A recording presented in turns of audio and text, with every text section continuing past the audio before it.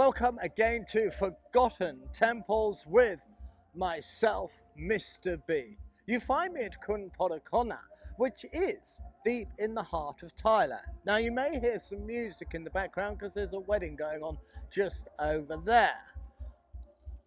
But what you can see visually is an explosion of colour, and it is such a rare treat for me because usually I'm in the jungle, the green hell, which is just all green. So whenever I see colour like this, it really pops out at me because I don't normally see it. Now, if you are particularly observant, you might have spotted a temple amongst all the foliage here. Can you see it?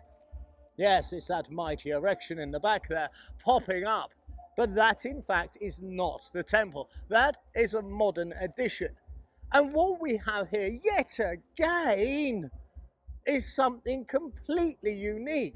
We have a modern temple and an old temple and a complete mismatch. But the setting, the way this is all placed together is stunningly beautiful. It's a little hit of Kew Gardens in England. You know, these beautiful flowers are just everywhere. It is stunningly beautiful.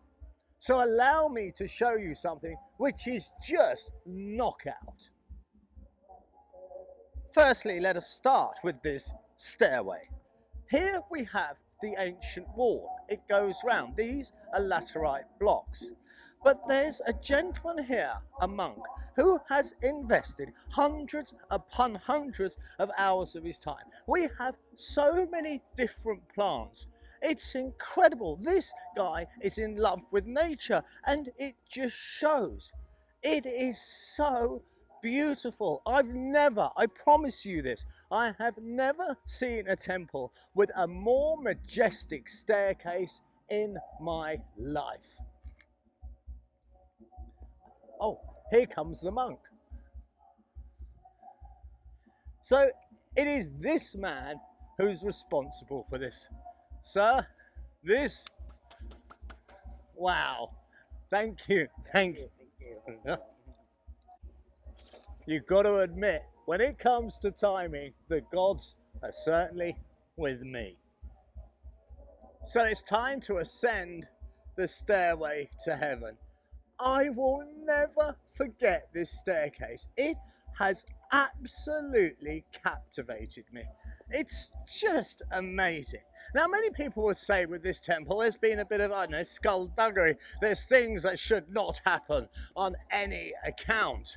For instance, we have laterite blocks and old bricks being used and cemented together like we do just here. The ancient and the new welded together forever. And we see it again with the temples. On the left here is the new and over here is the ancient. But over to the left is something absolutely fascinating, and I'll be showing you that in just a moment. So here they are, the old and the new. To my right is the new, and to the left is the ancient. Now, I don't know how it's going to transpose on the screen, because what I see on the screen I'm looking at is they look both straight. But I assure you that the ancient one is on a massive lean that way. And it reminds me instantly of the Leaning Tower of Pisa, a place I went to as a child, but I wasn't allowed to go up it because I was a child. I mean, really, who would appreciate a leaning tower that could kill you more than a child? But no, they wouldn't let me up it. And it's still a bugbear. I'm still rather upset about that, so I don't want to carry on. But this ancient tower, and there's one more to the left here, which is fascinating, and I'm about to take you to that. But who they were built for is kind of important, I suppose. There was 3 gods here. There was Shiva, Brahma, and Vishnu. And if I'm correct, we have Vishnu just round the back here. But what they've done, yet again integrating the modern and the ancient, is fascinating to me. And it's really this garden that has set it off. It's made it all acceptable, using something as brutal as concrete and modern brick to fuse and weld together with the ancient is a definite no-no. But here they've pulled it off because they've introduced nature and it looks absolutely fantastic. So now let me show you that last fusion of the modern and the ancient. Here is the ancient wall. Here is the first temple. There would have been a temple here that's been replaced, but this is the absolute treat and delight. Now, I spent a lot of time in Italy as a child, and it reminds me so much of what you see in northern Italy. These old broken down buildings like this, and this would be a cafe or an old gentleman's house. It's just fantastic. I mean, they've even painted the concrete yellow and stuck some corrugated sheeting on, but for some reason it still works. Now we're going to walk around to have a look at this, because there's more. Because when you come round this corner, bang, you really get to see what's going on. Have a look here. This is the ancient blind doorway. And this elephant is not original, without a doubt. This is not in the style. It's made of wood for starters. I've just realised that by the cracks on its back. So that is not an original elephant. And also, in case you're wondering, this also is not an original elephant. But as we move away, it is here. We can still look into the eyes of a god. He is in the lintel above. The monk has just turned up. Wow!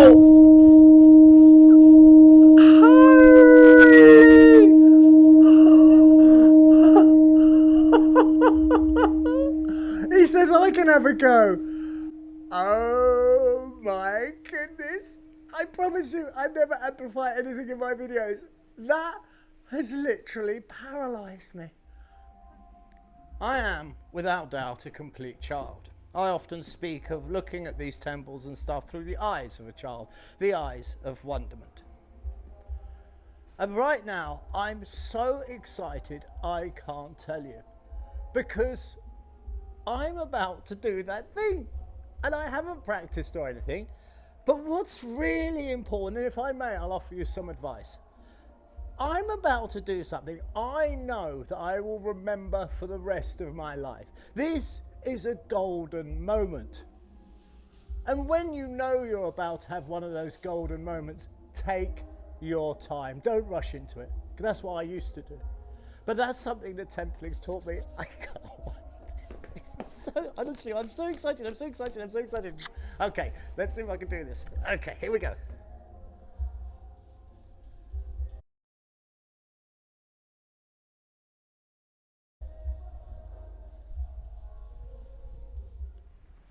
Right, here's the gentleman. So, yeah.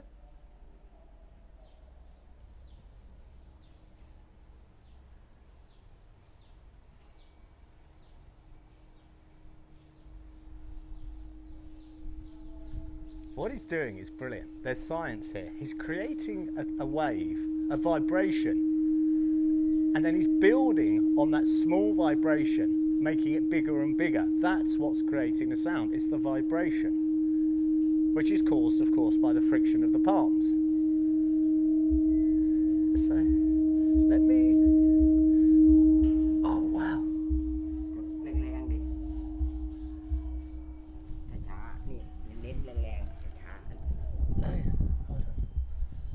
I think this is just going to stay as a mystery, and maybe it should.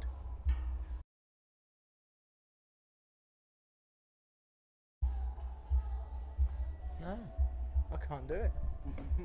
It's you. Well, we've had to cut the tape. Thank you. We've had to cut the tape because I've been stroking away. furiously, and then softly, and applying a bit of science. Saying what I'm trying to do is create a wave, so you need a continual motion, one hand then the other. But alas, I can't do that trick. And the truth is, I'm kind of glad, because there's nothing quite like a bit of mystery in a temple, is there? And I will never ever forget that gentleman and his wonderful Garden of Eden. I think that's fair.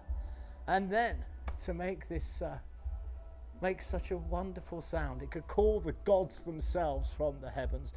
Wow, what a temple. I'm so pleased. I'm just having a hell of a day right now. So, and I hope you're having a great day, and I hope very much that you've enjoyed this little adventure. And if you have, by chance, if you could help me build a library of these ancient, forgotten and often neglected temples, then I would be exceedingly grateful. And how you do that is go to www.patreon.com/temples. That's simple. So, until next time, I as always wish you absolutely nothing but, of course, the very best. You take good care now. Oh, I wish I could do this. I really wish I could do this. I would do it every temple I go to, with permission. I would. But it's just going to have to stay a mystery.